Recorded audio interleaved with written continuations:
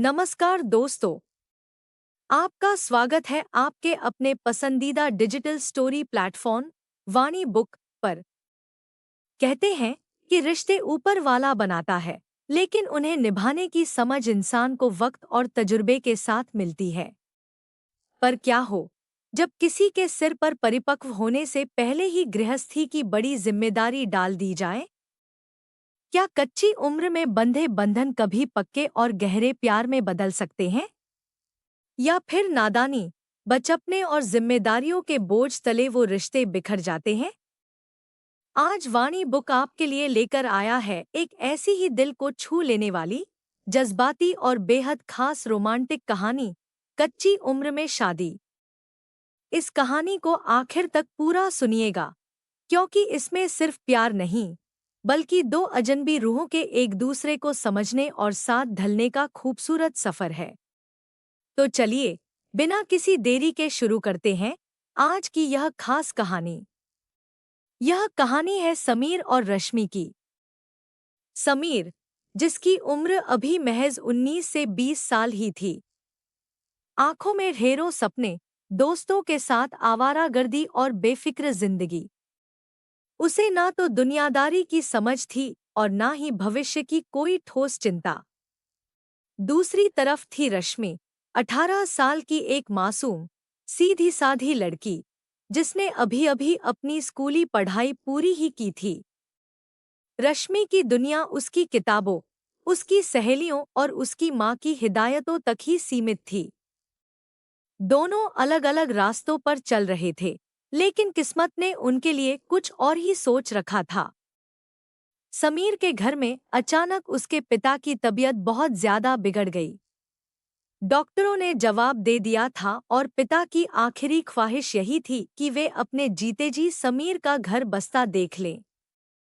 उधर रश्मि के परिवार पर भी कुछ पारिवारिक परेशानियां थीं, जिसके चलते दोनों परिवारों ने आनन फानन में समीर और रश्मि का रिश्ता तय कर दिया। ना समीर अपनी बात कह पाया, ना रश्मि में इतनी हिम्मत थी कि वह अपने घर वालों के फैसले के खिलाफ कुछ बोल सके। मंडप में जब समीर ने रश्मि के गले में मंगलसूत्र पहनाया, तो दोनों के हाथ कांप रहे थे। दोनों को यह अंदाजा ही नहीं था कि इस फेरे और इन कस्मों का असली मतलब क्या होता है।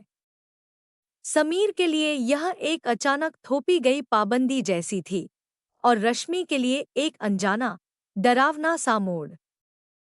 शादी के बाद की पहली रात।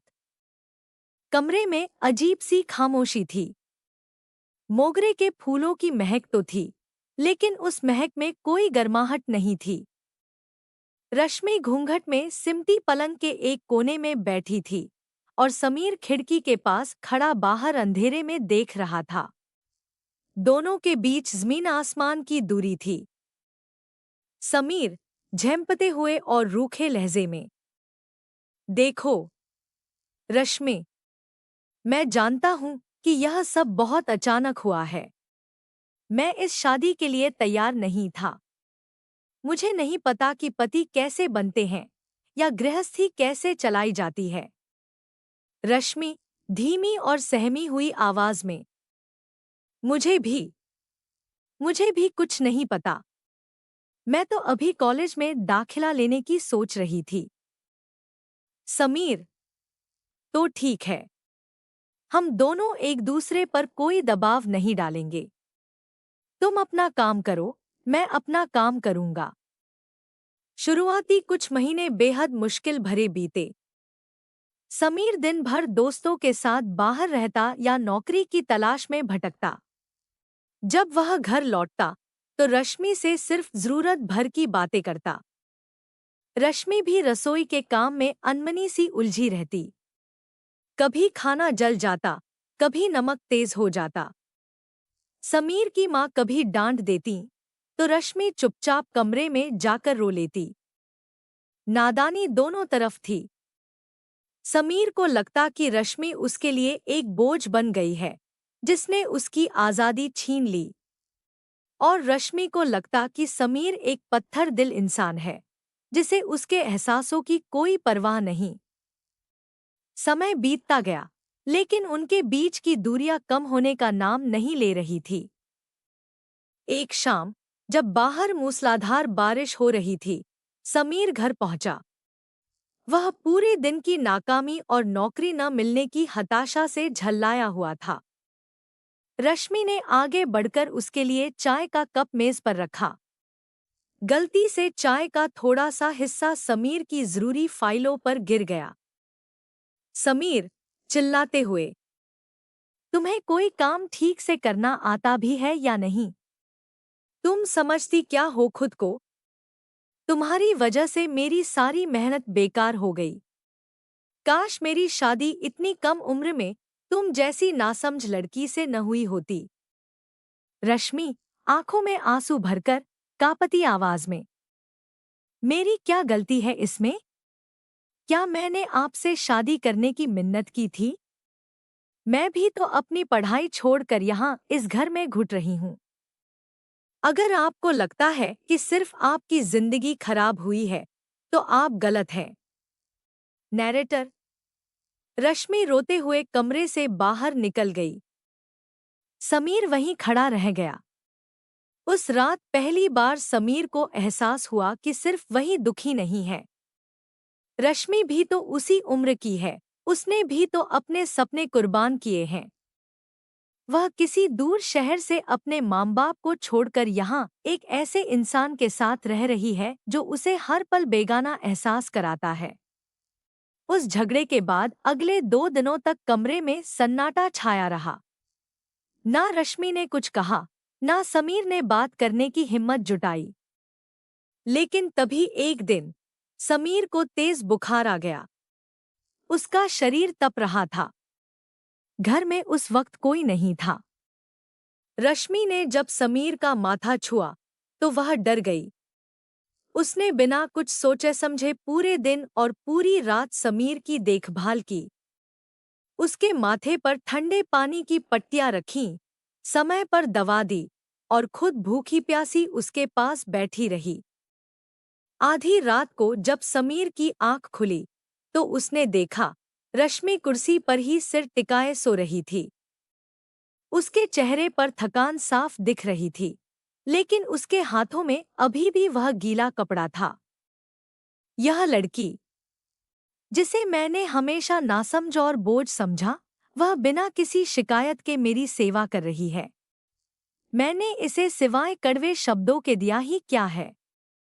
नैरेटर। समीर ने धीरे से अपना हाथ बढ़ाया और रश्मि के सिर पर रख दिया। रश्मि की नींद खुल गई। रश्मि, घबराकर, आप ठीक तो हैं? बुखार कम हुआ? मैं डॉक्टर को बुलाऊं? समीर, आंखों में नमी के साथ। रश्मि, मुझे माफ कर दो। मैं बहुत स्वार्थी हूं। मैंने कभी तुम्हारी तकलीफ को नहीं समझा। रश्मि, मुस्कुराते हुए, आंखों में आंसू लिए, कोई बात नहीं। हम दोनों ही तो सीख रहे हैं ना। उस रात के बाद वाणी बुक की इस कहानी में एक नया मोड़ आया। समीर और रश्मि के बीच का बर्फ का पहाड़ पिघलने लगा था। उन्होंने तय किया कि भले ही वे पति पत्नी के रूप में अपनी शुरुआत न कर पाए हों, लेकिन वे पहले अच्छे दोस्त तो बन ही सकते हैं। समीर ने रश्मि की पढ़ाई दोबारा शुरू करवाई। वह खुद देर रात तक जाकर रश्मि को कॉलेज के नोट्स बनाने में मदद करता। और रश्मि समीर के हर छोटे बड़े सपने में उसका हौसला बनती। संवाद। एक खूबसूरत शाम का दृश्य। ध्वनि प्रभाव, हल्की हवा की सरसराहट। दोनों छत पर बैठे थे। आसमान में तारे टिमटिमा रहे थे। समीर, रश्मि, तुम्हें कभी अफसोस नहीं होता कि तुम्हारी शादी इतनी कच्ची उम्र में हो गई? तुमने अपनी आजादी खो दी। रश्मि, समीर की तरफ देखते हुए, शुरुआत में होता था। लगता था कि जिंदगी थम गई है। लेकिन अब लगता है कि ईश्वर ने मुझे सही वक्त पर सही इंसान दे दिया। कच्ची उम्र में शादी भले हुई, पर उस कच्चेपन को हम दोनों ने मिलकर एक पक्के रिश्ते में ढाल दिया। और तुम? समीर, रश्मि का हाथ अपने हाथ में लेते हुए। मुझे तो लगता है कि अगर तुम मेरी जिंदगी में न आती तो मैं कभी जिम्मेदार इंसान बन ही नहीं पाता। तुमने मुझे जीना सिखाया है, रश्मि। नैरेटर। दोनों के हाथ एक दूसरे के हाथों में थमे हुए थे। पहली बार उन दोनों ने एक दूसरे की आंखों में वो प्यार देखा जो किसी मजबूरी या दबाव से नहीं, बल्कि एक दूसरे के सम्मान और समर्पण से जन्मा था। जिंदगी जब भी कोई खूबसूरत मोड़ लेती है तो वह इम्तिहान लेना नहीं भूलती। समीर की नौकरी लग गई थी और सब कुछ सही चल रहा था। लेकिन तभी समीर के पुराने दोस्तों ने उसे भड़काना शुरू किया। एक दिन उसके दोस्त विशाल ने कहा, अरे समीर, इतनी कम उम्र में शादी करके तू तो फंस गया यार। अभी तो तेरी घूमने फिरने की उम्र थी। देख, हम अपनी जिंदगी कितनी एंजॉय कर रहे हैं और तू एक गृहस्थी में बंध गया। समीर मुस्कुराया। उसने अपने दोस्त के कंधे पर हाथ रखा और जो कहा वह हर किसी का दिल जीत ले। समीर, विपाल, मुझे लगता था कि शादी एक बंधन है, लेकिन जब सच्चा जीवन साथी मिलता है ना, तो वो बंधन नहीं, आपकी ताकत बन जाता है। रश्मि मेरी आजादी की रुकावट नहीं, मेरी सबसे बड़ी ढाल है।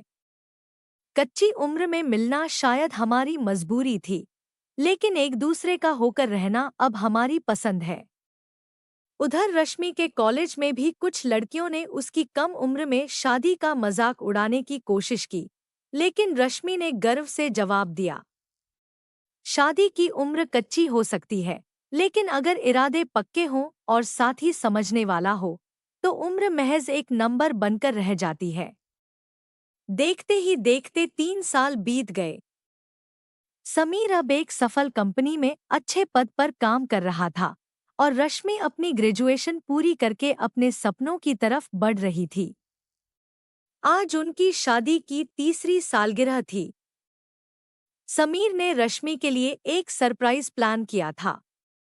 उसने उसी कमरे को, जहां कभी सन्नाटा और हिचकिचाहट हुआ करती थी, लाल गुलाबों और मोमबत्तियों से सजाया था। जब रश्मि कमरे में दाखिल हुई तो उसकी आंखें हैरानी और खुशी से भर गईं।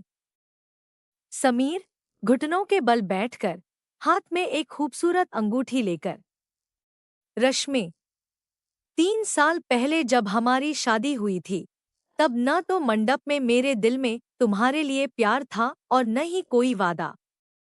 वो शादी हमारे घर वालों ने करवाई थी।